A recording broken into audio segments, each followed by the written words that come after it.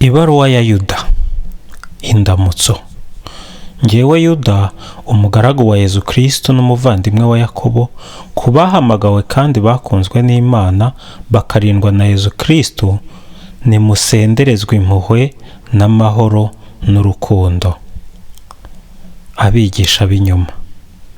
Nkoramutima zanjye, nifuje cyane kubandikira ku byerekeye gucungurwa twese dusangiye, none nsanze ari ngombwa kubikora kugira ngo mbashishikarize kurwanira ukwemera kwashyikirijwe burundu abatagatifujwe.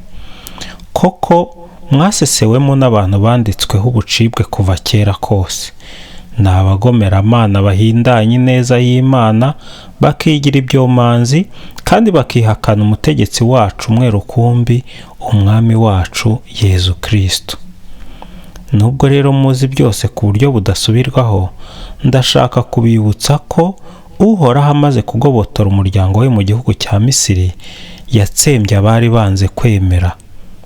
Nimwibuke kandi ko abamarayika bitesheje agaciro bakikura mu cyicaro cyabo, maze Imana ikababohera mu mwijima ubuziraherezo kugira ngo bahategerereze umunsi ukomeye w'urubanza. Naho abaturage ba Sodoma na Gomora nabo mu mijyi ikikije bohotse kuri ubwo buryo mu busambanyi kandi bakishimisha ku yindi mibiri itaberanye n'umuntu, bahanishwa igihano cy'umuriro w'iteka cyabaye akarorero ku bantu bose.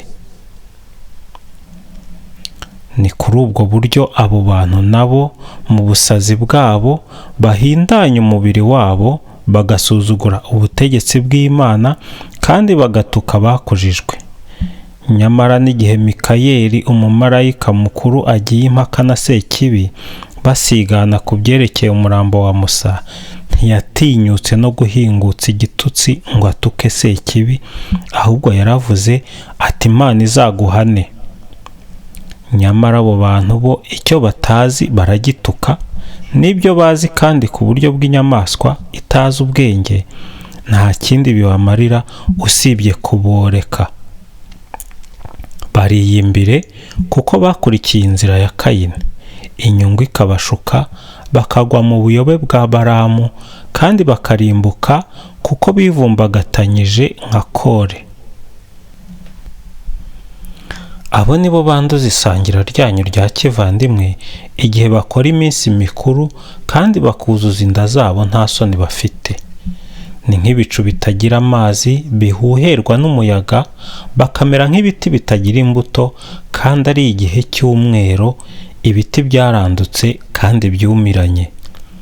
Bameze nk'imihengeri gica yo mu nyanja, ivundereza ifuro ry'ibikorwa byabo biteye isoni, bameze nk'inyenyeri zangara ziteganyirijwe iteka ryose umwanya wazo mu mwijima w'icuraburindi. Abo nibo kandi umukurambere Henoki, uwa karindwi kuva kuri Adamu, yahanuye akavuga ibiberekeyeho agira ati dore Nyagasani agiye kuza hamwe n'ingabo ze ntagatifu kugira ngo acire abantu bose urubanza, maze ahane abagomeramana bose abaziza ibikorwa byabo bibi n'amagambo yabo agayitse, abanyabyaha batiyubaha bavuze barwanya Imana. N'abo ngabo rero ni abantu bijimye, bahora bijujuta, bakabaho bakurikiye irari ryabo bwite, bakavuga amagambo y'ubwirasi kandi bagacacura abantu babigirira gusa kuronka inyungu yabo. Amabwiriza agenewe abemera.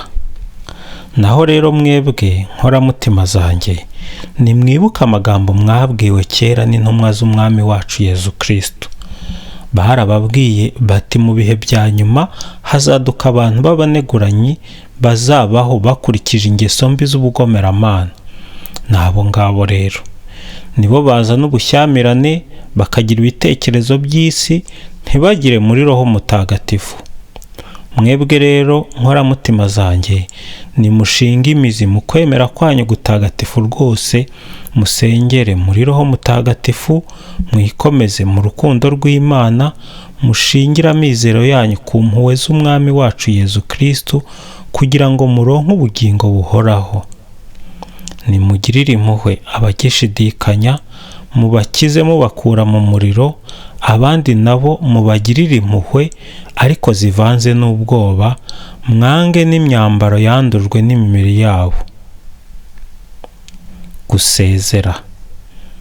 Imana imwe rukumbi n'umukiza wacu ibarinde icyabagusha icyo ari cyo cyose, ibahingutse mu byishimo muri abaziranenge imbere y'ikuzo ryayo ku bwa Yezu Kristo umwami wacu.